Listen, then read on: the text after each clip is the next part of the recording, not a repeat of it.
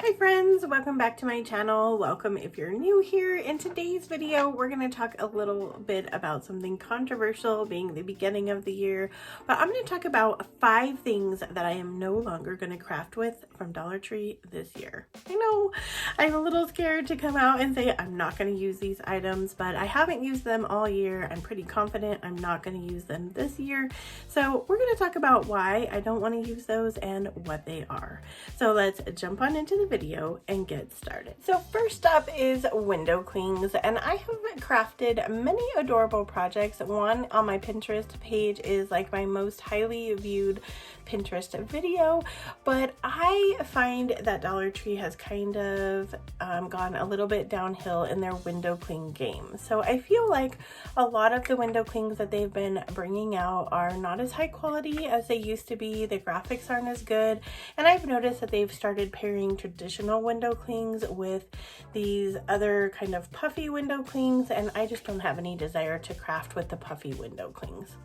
Instead, I found an alternative, and I will be using some rub-on transfers. So you can find rub-on transfers at Dollar Tree, but I have found some really beautiful ones on Amazon. They give you such a high-end look on your projects. It even gives you kind of a cutting machine look. So if you don't have a cutting machine, this is going to be a great option for you.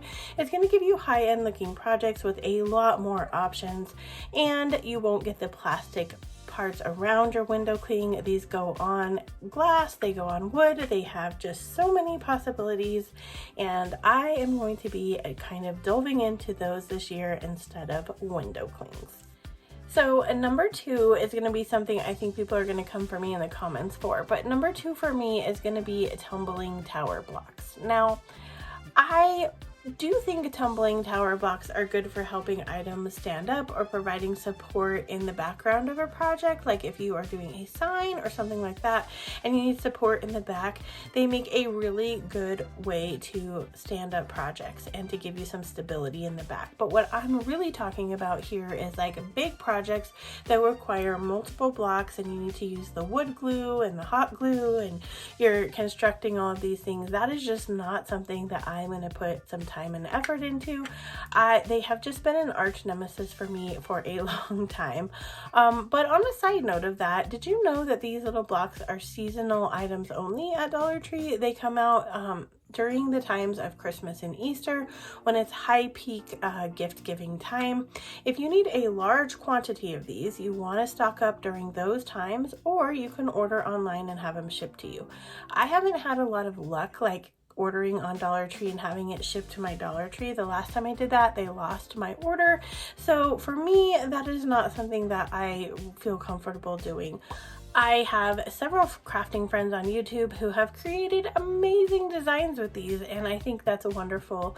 But if you're kind of limited to the shapes that you can make unless you have a wood cutting machine, and then at that point you can just cut out wood shapes and create beautiful projects from there. For me, I just find using unfinished wood in the shapes that I want to create, like baskets or boxes, is just a lot more time consuming, cost effective for me. So number 3 is Dollar Tree signs for repurposing. And I know this one's a little controversial because everyone loves to see a good Dollar Tree sign flip, but hear me out.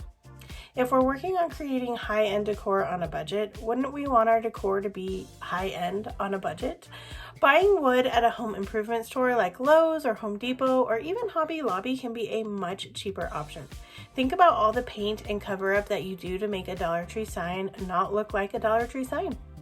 That money can be spent on a higher priced wood piece, which will save you time and products, which equals money. Many home improvement stores will even cut the wood for you to the size that you need. You'll be headed home ready to start your project without needing to do any extra work beforehand. I would even bet your project will last longer and be something you can't wait to show off to friends and family. This also frees you up from stocking up on Dollar Tree signs for later. Home improvement stores will almost always have the wood you're looking for when you're looking for it. This saves space and money. Number 4 is stickers, and I'm talking about cheap stickers. We've all used them at some point. That you probably even have a massive collection of them, just like I do. They're cute for scrapbooking, planning, or quick cards, but they're not really built to last in terms of Dollar Tree home decor products. They have adorable stickers at Dollar Tree, but over the last few years, the selection and quality has decreased, in my opinion. Instead, try using a Dollar Tree's wall decals or vinyl stickers for adorable DIY craft projects, or go to a higher end craft store like Hobby Lobby or Michael's to get more affordable and adorable designs. If you shop sales, some even end up being cheaper than Dollar Tree. You can also create stickers using a vinyl cutting machine or a sticker paper that can be found at Walmart or craft stores. This allows you to customize your stickers to any project for a more customized look. Now, number 5 has been something I kind of struggled with, and I went back and forth because this one is one where I could see myself using it. I've used it for years, but what really got me this year was when I went to pick it up at the store. I was upset that they had raised their prices. So if you haven't guessed what number 5 is, it's Dollar Tree calendars. So I feel like this is another one of those controversial items that I feel like people are very passionate about. And I know some beautiful ladies who craft beautiful items with these calendars. And if that is what you love doing, then keep doing it. There is nothing wrong with crafting with any of the items I suggested in this video if you love crafting with them. But over the past 3 years, I've been crafting less and less with the Dollar Tree calendars. I noticed this year how many calendars I had in my stash. One sure way to know if you're done with crafting item is the number of items you have collected and not used. And I'm going to say that again. If you have items in your crafting stash that you've collected year after year, and you notice that the collection of those is getting bigger rather than smaller because you continue to buy them, but you don't continue to use them, it's time to retire that crafting item. This year's, when the calendar came out, I had already decided only to buy one of each of this year's calendars. I was disappointed when I got to Dollar Tree and saw that they had decided to charge $1.50 for them this year instead of $1.25. I feel like they tried to be sneaky by adding extra calendar, like a little pocket calendar, into the calendar so that you felt like you were getting more for the $1.50 price. But I felt like this is one of those items that's really popular at Dollar Tree, and so to kind of cash in on that, they raised the price on an item they knew that a lot of people were going to be buying. And for some reason, that really bothered me. So many other options besides calendar pages can give you the exact look you want. For example, Canva is an excellent resource for creating custom prints.